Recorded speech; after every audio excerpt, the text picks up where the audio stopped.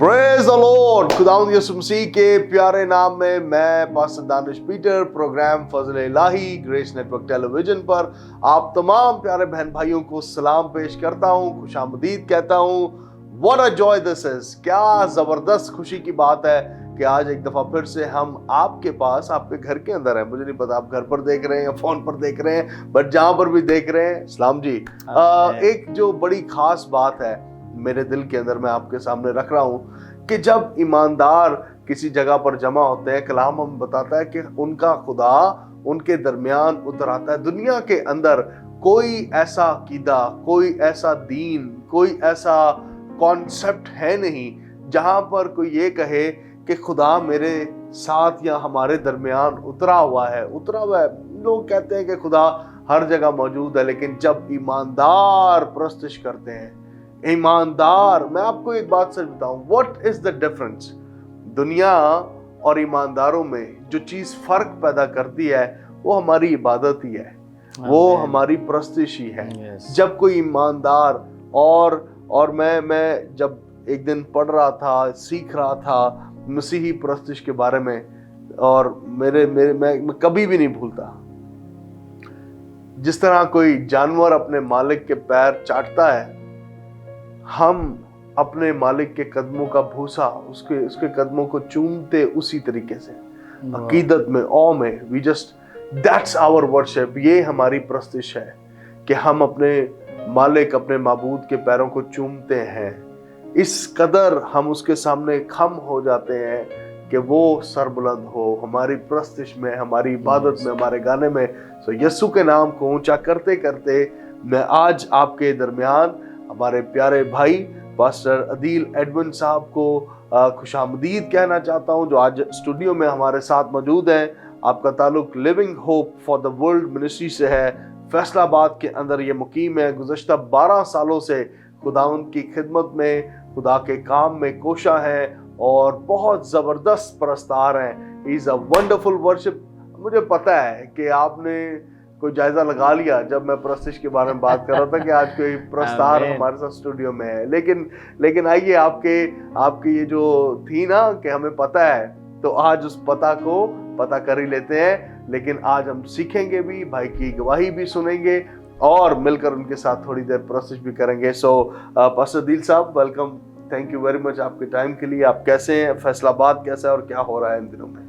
जी, सबसे पहले तो खुदावंद की शुक्रगुजारी है सारी बातों के लिए कि वो अपने लोगों को सीरों की तरह गश्त करवाता है। और thank you so much for giving me this honour कि आज आपके चैनल की वसातत से मैं कराची में हूँ और फैसलाबाद में आजकल बहुत ज़्यादा सर्दी है। पंजाब जो है वो फॉगी हुआ, लेकिन ये है कि खुदा का शुक्र है तो भी हम वहाँ पर खुदा के जलाल के लिए जो है वो कसरत से इस्तेमाल हो रहे हैं। वंडरफुल। कैसे खिदमत का आगाज, कैसे मसीह के साथ सफ़र का आगाज हुआ और क्यों हुआ? चूँकि मेरा ताल्लुक जो है वो मसीही घराने से ही है, इस बात के लिए खुदा की शुक्रगुजारी है। और हमारी जो फाउंडेशन है वो पेंटिकॉस्टल है, चूँकि मेरे जो दादाजी थे वो पेंटिकॉस्टल फेथ को उन्होंने कबूल किया। और जब हम उनसे पीछे जाते हैं तो हमारा ताल्लुक़ जो है वो ऐसे मज़हब से था जिसको हम छोड़ कर आए, और उन्होंने फिर पेंटिकॉस्टल फेथ की जो है वो बुनियाद रखी। उसके बाद मेरे पापा, जिन्होंने वर्ल्ड वाइड NGO है द साल्वेशन आर्मी चर्च, उसको जो है वो ज्वाइन किया, और उसके बाद उन्होंने अपनी खिदमत का आगाज़ किया। और इसी खिदमत के दौरान खुदा ने तोहफे के तौर पर उस फैमिली में रखा। और उसके बाद फिर मेरे पापा की भी ये बड़ी ख्वाहिश थी कि हमारे घराने में से कोई एक बेटा जो है वो खादिम बने। तो हम 4 भाई, 1 बहन है। तो पहले पापा चाहते थे कि जो पहला फल है वो खुदा को दिया जाए, उसके लिए ट्राई किया, लेकिन खुदा की मर्ज़ी नहीं थी। फिर उससे छोटे मेरे भाई हैं, रुहेल भाई, उनके लिए कोशिश की गई कि वो भी खुदा के रास्ते पर चले, लेकिन वो भी ना आए।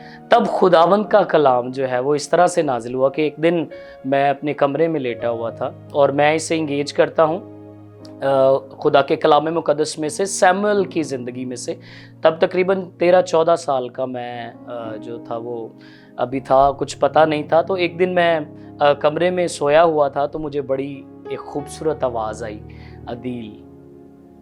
तो यकदम से जब जाग खुली तो मैं भागकर जो है वो पापा के पास चला गया। तो मैंने कहा पापा आपने बुलाया है? तो कहते नहीं मैंने तो आवाज़ नहीं दी। तो बिल्कुल वही, वो भी अपने बाप के पास भाग कर जाता है कि शायद उसने आवाज़ दी अपने उस्ताद को। Anyway please continue. और सेकंड टाइम मैं जाकर लेट गया और फिर से मुझे आवाज़ आई और मैं फिर से भागा और जाकर मैंने बोला कि अबू आपने मुझे बुलाया? कहते नहीं मैंने नहीं बुलाया। तो मेरी बात सुनो। चूँकि खादिम थे तो उनको पता था कि ये कॉल किस लिए है। तो अब मुझे उन्होंने कहा कि अब अगर तुझे आवाज़ आए तो कहना खुदावंद फरमा तेरा बंदा सुनता है। क्या बात? इस बात का डर मेरे अंदर बैठ गया कि मुझसे जो बात कर रहा है वो मेरा दुनियावी बाप नहीं है बल्कि वो आसमानी बाप की आवाज़ है। तो यकीन माने कि जब मैं जाकर बिस्तर पर लेटा हूं तो शराबूर पसीना जो है वो मेरे जिस्म के अंदर से निकल रहा था और मैं सोच रहा था कि अब आसमानों का खुदा जब मुझे आवाज़ देगा तो क्या मैं उस आवाज़ को बर्दाश्त कर पाऊंगा। और ज़ारों कतार आंखों में से आंसू थे और मुझे ऐसा लगा कि एक गहरी हजूरी जो है वो मेरे ऊपर ठहर गई है। आवाज़ तो नहीं आई, खुदा जानता था कि बच्चा पहले ही घबराया हुआ अगर मैंने आवाज़ दे दी तो पता नहीं क्या हो जाएगा। लेकिन उन लम्हों में मुझे ये समझ आई कि यस खुदा ने मेरा नाम ले लिया है। यस किसी के लिए भाई अदील यही जानना कि खुदा ने मेरा नाम ले लिया है, ये बहुत बड़ी बात है जी। खुदा ने मुझे पुकार लिया है, ये कैसी जबरदस्त बात है। परस्तिश के बारे में बताएं, इसका आगाज कहाँ से? ये भी फैमिली में पहले से था या शौक था या what जी? चूँकि हमारी जो फैमिली है वो सब अच्छा गाते हैं और मेरे जो ताया जी थे वो मेहंदी हसन साहब के शागिर्द थे और उन्होंने उनसे सीखा। उनकी बड़ी ख्वाहिश थी कि हमारी फैमिली में से कोई ऐसा बेटा, कोई ऐसी बेटी जो है वो वर्शिपर बने जो दुनिया में यीशु के नाम के लिए जो है वो इस्तेमाल हो। तो बहुत कोशिशें की लेकिन वो उनकी जो उनका एक थॉट था, ख्याल था, वो पूरा ना हो सका। तो फिर जब हमारी ट्रांसफ़र जो है वो, चूँकि साल्वेशन आर्मी में एक फॉर्मेट है कि वो पास्टर्स को तीन साल या 4 साल के बाद एक जगह से दूसरी जगह ट्रांसफ़र करते हैं। तो हमारा ट्रांसफ़र जो है वो मुरीद के एक गुजरावाला रोड पे जो है वो एरिया है वहाँ पर हुई। तो एक दिन मैंने पापा से कहा कि पापा मुझे हारमोनियम ला कर दे। तो उन्होंने कहा कि ठीक है बेटा आपको ला देते। तो जब हारमोनियम आया, बजाना तो आता नहीं था लेकिन मेरी ये आदत थी कि मैं दुआ करने के लिए ऊपर, चूँकि चर्च था तो वहाँ पर जाता और हारमोनियम पर ऐसे ही फिंगर्स चलाता रहता। लेकिन इस दौरान भी जब मैं फिंगर्स रखता था तो मेरी आंखों से ज़ारों कतार आंसू बहते थे। बजाना तो आता नहीं था लेकिन दुआ ये करता था कि खुदावंद कोई तो वक्त आएगा जब मैं भी तेरी परस्तिश के काबिल हो सकूँगा। और आंसू बहाते बहाते मैं हारमोनियम पे सर रख के सो जाता था। फिर हम लोग काड़ा मूव हुए और मैंने जो है वो वर्शिप को बाकायदा तौर पर अच्छे टीचर्स से जो है वो लेसन्स के ज़रिए और ट्रेनिंग के ज़रिए जो वो सीखा। और उसके बाद फैसलाबाद में चले गए। फैसलाबाद में फिर उस्ताद हारून आबिद रौनक, उनका एक नाम है सारी दुनिया में, उनके बहुत से शागिर्द हैं। उनसे फिर स्पिरिचुअल जो एजुकेशन है वो भी ली और साथ ही म्यूज़िक की जो एजुकेशन है वो भी ली।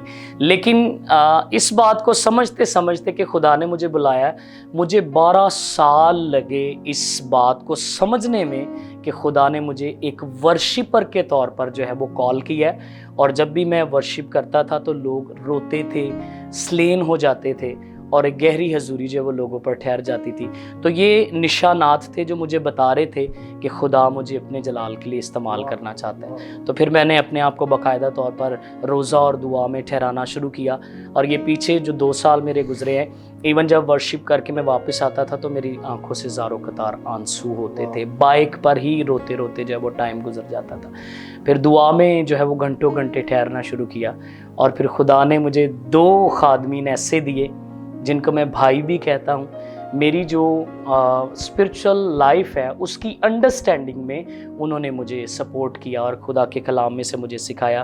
पहले जो हमारी मिनिस्ट्री के चेयरमैन हैं पास्टर नसीब याकूब, उन्होंने मुझे ये बताना शुरू किया कि आपकी कॉलिंग जो है वो खुदा की तरफ से कुछ और है। उसके बाद the most familiar person pastor Sagar, उन्होंने भी मुझे खुदा के कलाम के बारे में जब ये बताना शुरू किया, और फिर खुदा ने इन्हीं के ज़रिए से रास्ता भी खोला।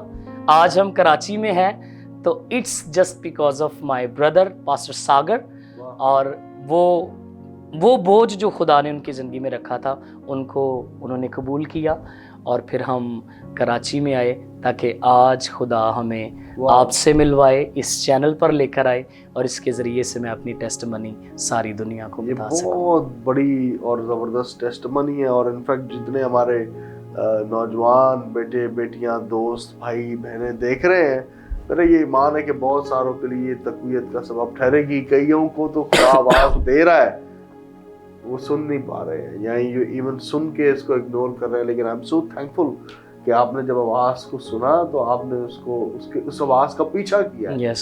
और कलाम में ये लिखा है, जब आपने सैमुअल का जिक्र किया तो मेरे एकदम वो वादा जहन में आना शुरू हो गया जो खुदा ने सैमुअल से किया। खुदा ने उसको कहा था, मैं तेरे मुंह से निकली हुई किसी बात को कभी मिट्टी में नहीं मिलने दूंगा। जो कुछ तो अपनी जिंदगी के अंदर कहेगा वो सारा कुछ मैं पूरा करूंगा। मैं सोचे आज किसी की खिदमत पर खुदा का ऐसा हाथ बढ़ जाए कि वो जो अपने मुंह से निकाले खुदा उसे पूरा। Yes, praise the Lord. तो खुदावन मेरी दुआ है भाई साहब आपको बहुत जलाली तौर पर कराची दुनिया के इंतहाओं में लेकर जाए, इस्तेमाल करें। अब प्रोग्राम को आखिर करने से पहले मैं जरूर चाहता हूँ आपके साथ मिलकर हम थोड़ी देर प्रस्तुत करें जी। और मैं अभी कहने लगा हूँ स्ताई और अंतरा। आज मुझे पहली दफा इस कैमरे से हटके पहली दफा मुझे पता चला है कि स्ताई और अंतरा पहले क्या आता है और बाद में क्या आता है। तो अंतरा पहले आता है और स्ताई बाद में आती है, और वो तीसरा क्या होता है? सच्चाई। मुझे नहीं पता, ये कह रहे हैं, मैंने तो कहना भी नहीं आता। सो आई जस्ट लर्नड इट। भाई साहब आपके साथ मिलकर थोड़ी देर प्रोसेस करते हैं। यस, ये जो गीत है ये तकरीबन आज से 10 साल पहले का है, और मैंने फर्स्ट टाइम जो है वो फील किया कि ये गीत मेरी ज़िंदगी के लिए। लेकिन आज आकर जब मैं इसके अल्फाज पर गौर करता हूँ तो मुझे समझ आती कि हाँ ये मेरी ज़िंदगी के लिए था।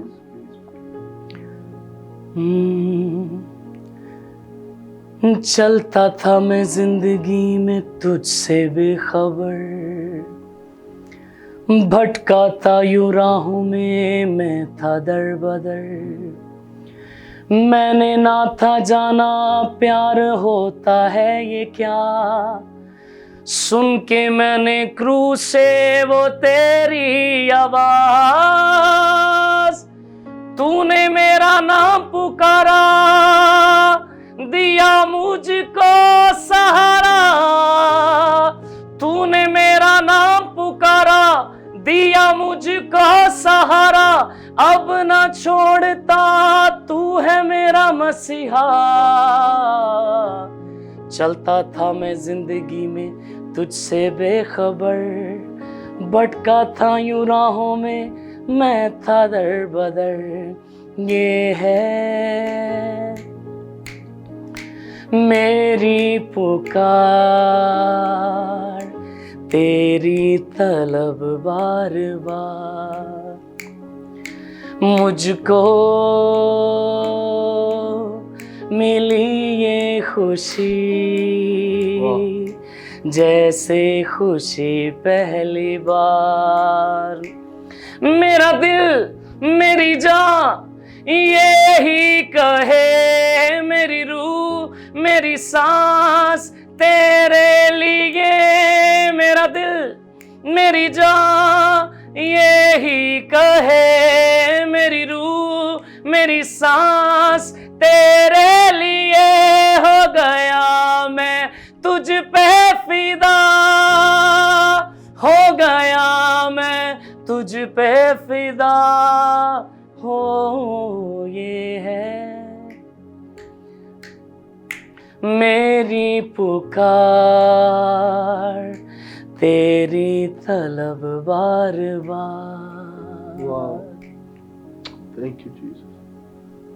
जबरदस्त। बस अब मैं खुदावंद की हज़ूरी को यहाँ पर महसूस कर रहा हूँ। खुदा का शुक्र है आपकी बुलाहट के लिए, और मैं जितने मेरे भाई बहनें देख रहे हैं, मैं आपको सच बताऊं, खुदा आपको बुला रहा है।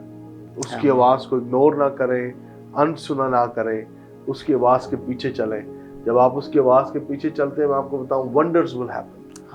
अजीब काम आपकी ज़िंदगी के अंदर होना शुरू हो जाएंगे, और खुदावंद आपको उन राहों पर ले जाएगा जिनको शायद सिर्फ लोग ख्वाबों में देखते हो, ख्वाबों में लोग देखते हो, लेकिन खुदावंद की आवाज़ के पीछे चलने वाला शख्स कभी रुस्वा नहीं होता। सैमुअल का वादा मैं आपको याद करा दूं, जब वो उसने खुदा की आवाज़ सुनी, उसकी आवाज़ के पीछे गया है, खुदा का ये वादा भी आपकी ज़िंदगी में कि वो आपकी बात को, आपके मुंह से निकली बात को कभी मिट्टी में नहीं मिलने देगा, बल्कि आपके ख्यालात, आपके तस्वुरात और आपकी तदबीरों से भी बढ़कर आपको बरकत देगा। अपना बहुत ख्याल रखें। फिर से आपसे मिलेंगे प्रोग्राम फजल-ए-इलाही में। Till then, God bless you and God bless Pakistan.